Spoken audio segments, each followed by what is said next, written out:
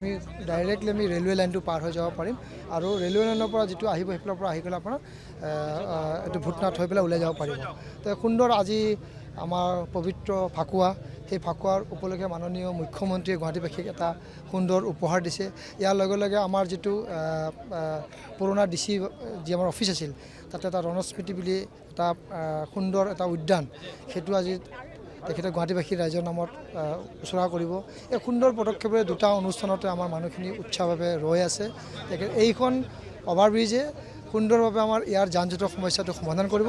ইয়াৰ লগে লগে যিটো আমাৰ ৰিভাৰ ফ্ৰণ্টৰ আছে গোটেইখিনি সুন্দৰভাৱে হ'ব আৰু আমি আশা কৰিছোঁ ইয়াৰ পৰা যদি এয়াৰপৰ্টত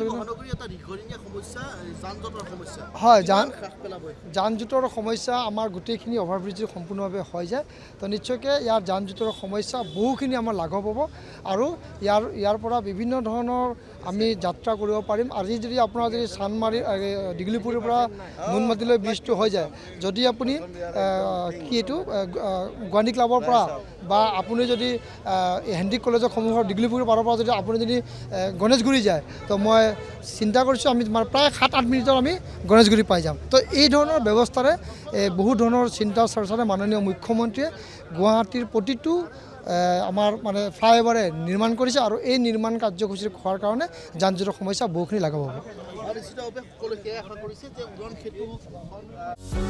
যিকোনো খবৰৰ বাবে যোগাযোগ কৰক আমাৰ এই নম্বৰত 9181 307 221।